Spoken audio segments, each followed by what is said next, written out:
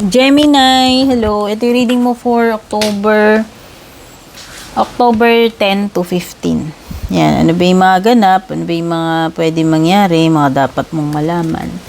Maraming salamat, Gemini, kung matagal ka nang nanonood ng mga readings ko. Hello din dun sa mga bago. At maraming salamat din pala dun sa mga nagli-leave ng comments, mga nagla-like-share ng mga readings natin. Ayan, shoutout dun sa mga abroad na mga kababayan natin, anumang bansa kayo. Pero banggitin ko na yung usually mga natatandaan ko lately, sila, maraming taga, Italy. Italy, US, Saudi, yan, or UK. Kung interesado ka naman mag-avail ng personal reading services ko, panoorin mo na lang hanggang dulo itong video. Nandyan din yung pa-shoutout natin, mga pa-honorable mention natin sa ating mga nag-avail ng subscriptions and membership. Basahin nyo na lang din yung mga details below sa description. Yan. Sun, Moon, Rising, Venus, Signs, Gemini, or Cross-Watcher pa. Pwede rin. Kahit pa lumagpas na yung October 10 to 15, kung nakaka-resonate ka, baka talagang para sa'yo to. Timeless reading din naman yung mga reading ko rito.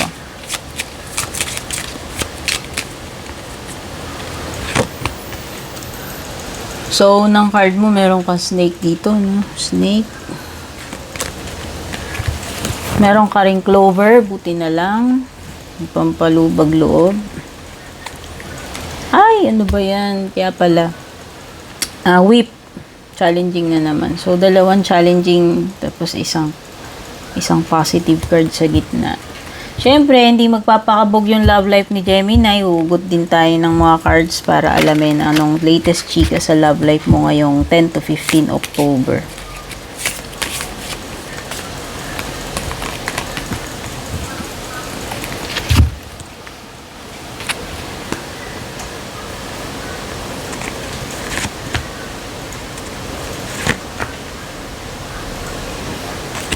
Nako.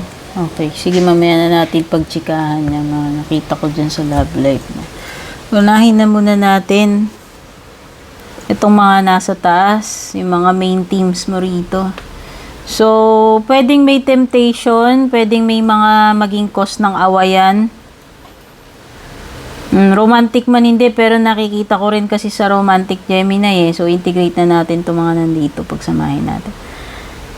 Pero ito kasi love life. Ito yung sa taas, yung mga main overall energies. Okay? Basta may energy ng ahas dito, alam naman na natin yung energy ng ahas, no? Alam nyo na yan. Pag sinabi nating ahas, pwedeng mga agaw, pwedeng tukso, pwedeng patibong, pwedeng traidor. Someone na, yung ipapahama ka, i-deceive ka, lolokohin ka, aakitin. Pwedeng tao itong snake, hindi ha. Huwag nyo ilimit lagi sa tao. Marami naman mga factors na pwedeng magawa mo yung mga mga bagay na dahil may mga other influences. Hindi lang naman always tao yung nakaka-influence sa atin. May mga unforeseen din ng mga influences dyan. So, ayun na nga. So, pwedeng may cheating dito, whether mandarambong to, mandaraya, o manlulokong jowa, or kahit hindi yan jowa. Meron ditong someone na ginagamit niya yung intelligence niya, pero hindi sa magandang paraan. Merong mga tukso sa paligid, whether ikaw yung natutukso dyan, o baka may tukso na pwedeng potential na maka-apekto sa relationship mo. O merong yung iba dito, baka may pagnanasa, may mga nararamdaman na LUST, whether sa'yo o sa jowa mo or ikaw, hindi ko alam, no? And meron ka ring clover. So, pag nakita natin yung clover, it's a sign ng swerte, diba? Ayan. So, at least, this week siguro may paparating na swerte sa'yo. Hindi ko nga lang masabi directly kung tungkol saan, pero may mga clues naman dito, may binabanggit about opportunity. Basta meron kang tsansa dito.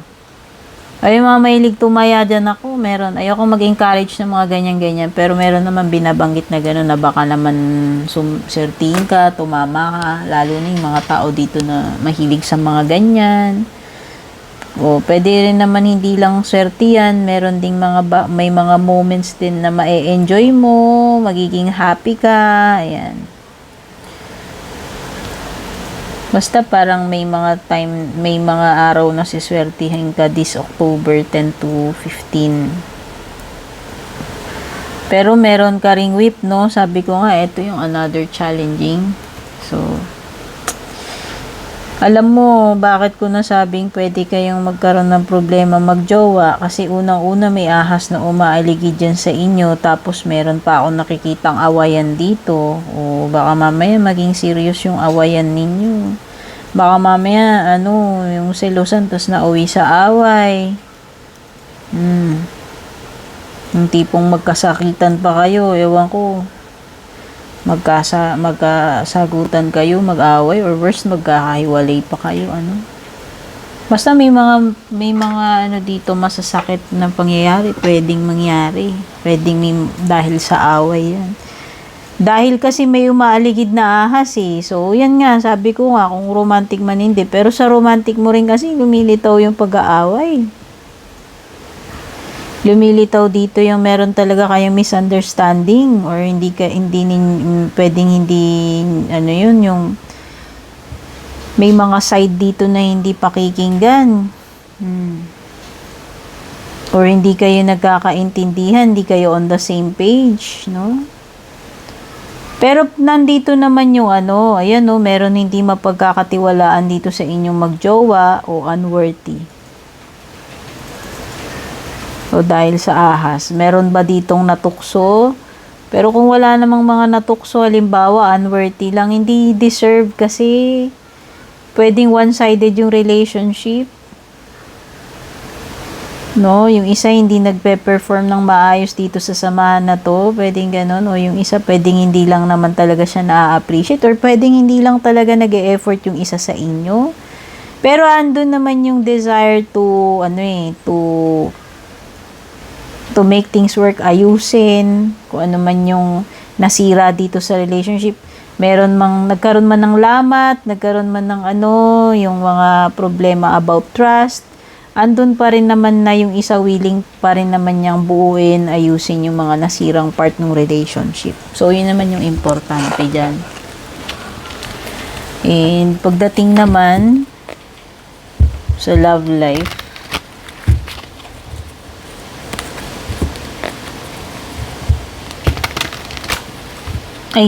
tapos na pala yung love life. Pagdating sa mga tarot messages, pasensya naman, nakatingin kasi ako doon sa cellphone ko. Mayroon kasing pasok na messages. Ayan. Tarot messages naman. Yan natin. Additional na mga chika. So, meron lumitaw na Pisces energy dito and Gemini. So, ayan, Gemini, baka naman yung ahas na umaaligid sa iyo is Pisces or Gemini din nakapareho mo. Yung karibal mo or temptation dito. Or kung sino man to, baka meron kanyang placement na Pisces sa chart mo, yung jowa mo, yung mga taong involved dito sa reading mo, sa situation mo. Basta merong Pisces, may Gemini energy. No? Pwedeng another Gemini or ikaw lang din yan. Tama, may third party, 3 is a crowd. May epal dito or pampagulo. O whether may relasyon na sila niyan o wala. Sabi ko nga, Gemini, merong sumusulot dito, umaaligid na tukso. Hindi ko alam kung ikaw tong inaaligiran ng tukso o yung jowa mo. Ayan lang, yan lang yung masasabi ko.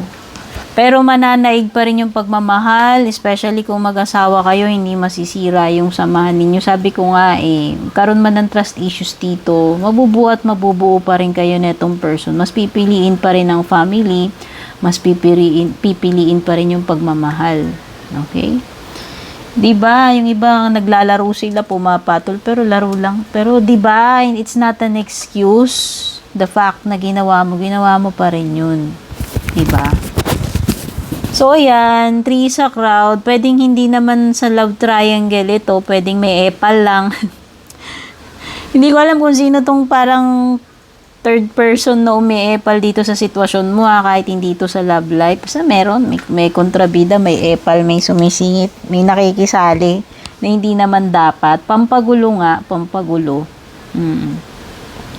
Pwedeng naman, yan, warning sa'yo to, baka naman ikaw to magpaka-overindulge, Gemini. Ibig sabihin, pakasasa ka sa ganito, ganyan.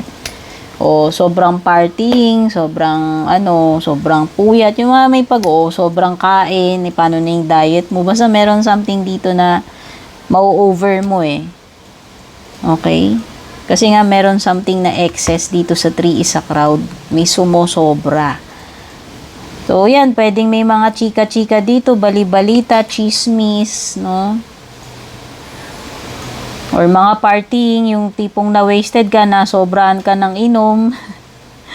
Basta may mga ganyang eksena. Pero ayan, may mukhang may get-together dito.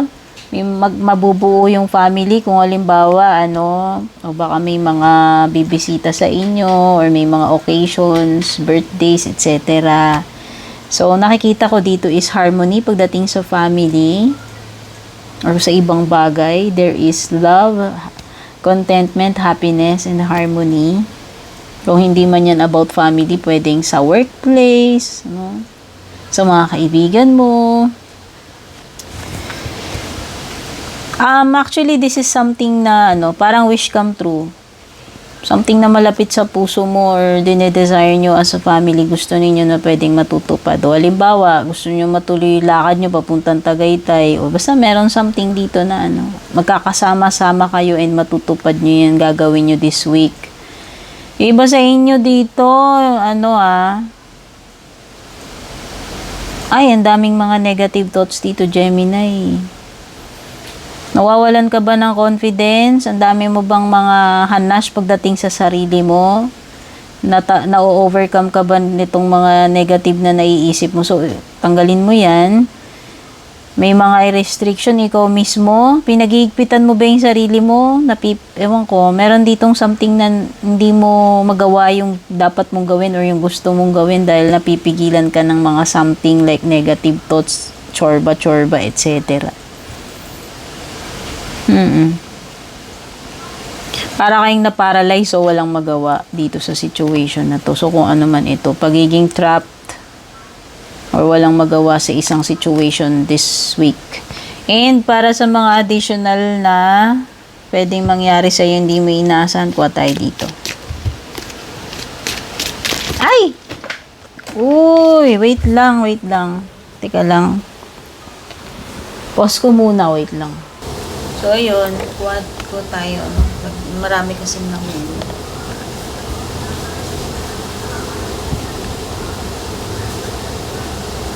Ay.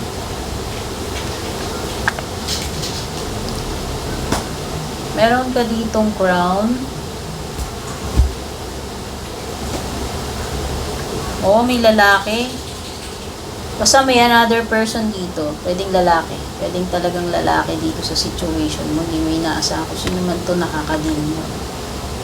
Sabi dito, may siya, brown, dark yung complexion niya. Siguro mas maputi ka sa kanya, Gemini. Someone who is dark. Na lalaki. Meron ka ring 10. Ay! Wala ka, dalawa talaga lalaki dito. Basta may magkatunggali dito. Babae man to pareho o parehong lalaki. Dito sa situation ninyo, Gemini. Pwedeng isa dyan ikaw. Okay. Ito yung person na nakakadil mo. Hindi ko nga lang alam kung siya din ba yung snake. May hammock ka. Tsaka dog. Ayan. Tsaka natin i-discuss.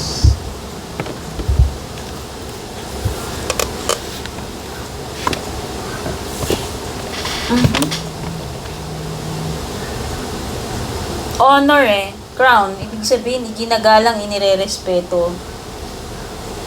Whether ikaw yan o ikaw yung nakaka-receive ng ganyan treatment.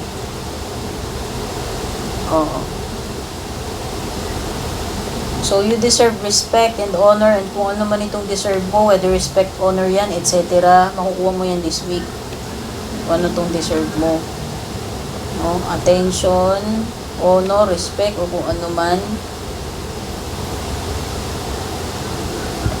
ano yan yung marireceive mong treatment. Eh, yun na nga, ito yung dalawang magkatunggali.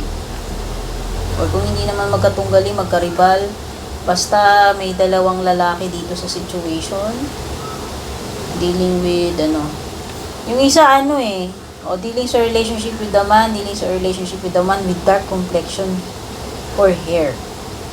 So, ayan. Etong isa parang may uban-uban, pero isa maitim talaga yung buhok ko. Kung papansin niyo, babae man to, lalaki, ha? Kasi meron ditong dalawa, hindi ko alam kung magkaribal, magkatunggali yan, magkaibigan ba. Bahala na kayo magtugma-tugma kung ano yung nagdano sa inyo. Ayan, baka iba dito, magkaroon kayong chance makapagpahinga, bakasyon, out of town. Physical or mental break man ito or bakasyon. Yan, maaari mo yung magawa itong October 10 to 15. Ayan, temporary lang, baka staycation ka sa ganitong lugar. Or mahilig ba kayo sa camping kasi may tent dito or outdoors, pero basta merong mga situation this week. Huwag ka mag-alala, lilipas din to, temporary lang naman tong mga ganap na yan. O baka meron kasing event na kailangan puntahan, daluhan, so temporary ka muna doon, yung mga ganun. At meron kang kaibigan dito, concerned sa'yo, guardian mo ito, ibig sabihin pinoprotektahan ka niya. O baka merong mga something about friendship sa kaibigan mo, anong ganap, ayan. So, Gemini, yan yung mga nakuha natin dito sa iyong reading. Sana makatulong sa'yo to. Take care, babush.